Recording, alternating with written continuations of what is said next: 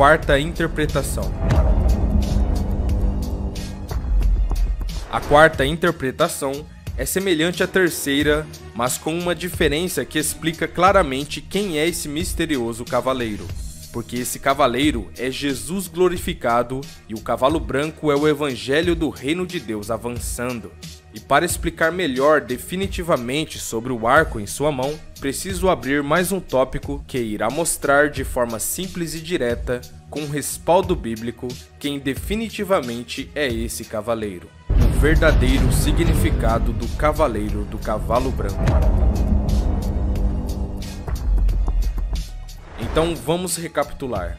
Como eu disse no começo do vídeo, o cavaleiro de vestes brancas, montado no cavalo branco, estava com uma coroa em sua cabeça e um arco em sua mão, correto? Coroa significando autoridade e justiça, e o arco uma arma de guerra, mas como está na mão do Rei dos Reis, simboliza uma guerra santa e justa. Vou explicar para os irmãos um exemplo mais específico sobre essa guerra espiritual que a igreja enfrenta diariamente. Essa guerra, irmãos, é uma guerra contra as forças de Satanás, contra os principados e potestades. Como você pode ver em Efésios 6, verso 12. Mas a Bíblia fala que Satanás é astuto, ele é o nosso adversário. E se enganou um terço dos anjos de Deus, imagina o que ele não faz com os seres humanos que estão longe de Cristo. E para compreender isso, temos que ter em mente que se Satanás não pode contra você, ele irá procurar alguém mais próximo de você para te afetar, tentar abalar suas estruturas. Por isso é importante estarmos orando por nossas famílias, pois se ele não pode conosco, o alvo dele certamente seria as pessoas que amamos, pessoas que não estão firmes com Cristo. Talvez essas pessoas moram com você na mesma casa, mas fiquem tranquilos, porque Jesus nos avisou que quem ouve suas palavras e pratica tem uma base firme e que não se deixa abalar facilmente. Veja o que Jesus disse. Portanto, quem ouve estas minhas palavras e as pratica é como um homem prudente que construiu uma casa sobre a rocha. Caiu a chuva, transbordaram os rios, sopraram os ventos e deram contra aquela casa, e ela não caiu, porque tinha seus alicerces na rocha. Mas quem ouve as minhas palavras e não as pratica é como um insensato que construiu a sua casa sobre a areia. Caiu a chuva, transbordaram os rios, sopraram os ventos e deram contra aquela casa, e ela caiu, e foi grande a sua queda.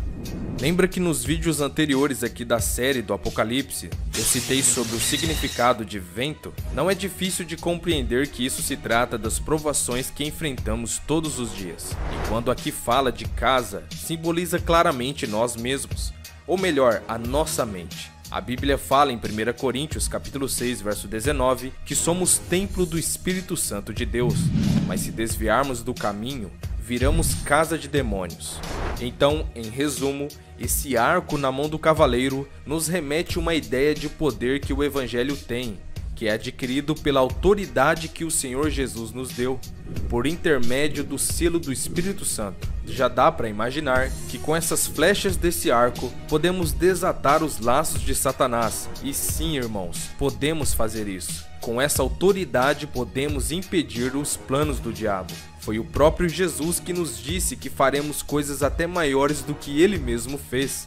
Veja, digo-lhes a verdade, aquele que crê em mim fará também as obras que tenho realizado, fará coisas ainda maiores do que estas, porque eu estou indo para o Pai. Viu como tudo faz sentido agora? É crendo em Jesus que combatemos o bom combate.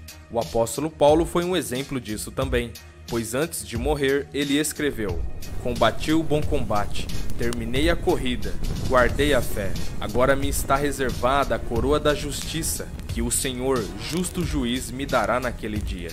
E não somente a mim, mas também a todos os que amam a sua vinda. Perceba aqui também que já é mais um exemplo de que coroa fala de justiça. Isso é uma prova concreta que o arco na mão do cavaleiro e a coroa em sua cabeça simboliza uma guerra santa e justa no mundo espiritual. E se ainda restou alguma dúvida, ainda temos uma segunda prova disso, que está em Efésios 6. Aqui Paulo vai falar sobre a armadura espiritual que todo cristão deve ter para ir para o combate, digamos assim. Veja o que ele diz: por isso, vistam toda a armadura de Deus, para que possam resistir no dia mau e permanecer inabaláveis, depois de terem feito tudo.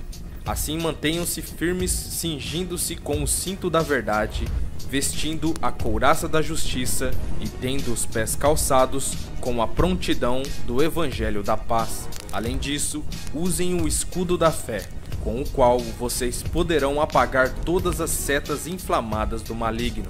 Usem o capacete da salvação e a espada do Espírito, que é a palavra de Deus. Isto é, precisamos ser preparados para passar pelas aflições desse mundo. Jesus também falou sobre isso. Ele mesmo disse: nesse mundo vocês terão aflições, contudo, tenham ânimo, eu venci o mundo.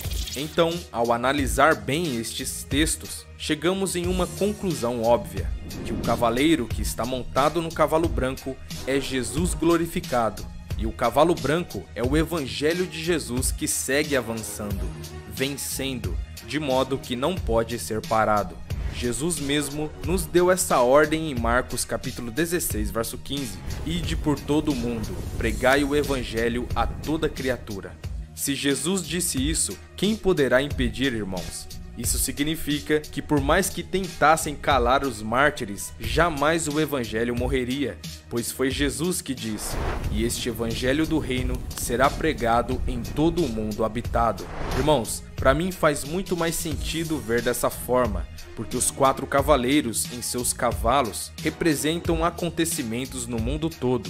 Então fica muito mais claro interpretar dessa forma, mas como não sou o dono da verdade, respeito as opiniões de todos os irmãos. Então, comentem aqui embaixo se o que eu falei fez sentido para você. Qualquer dúvida, deixem nos comentários. Enfim, os outros 3 são mais fáceis de compreender.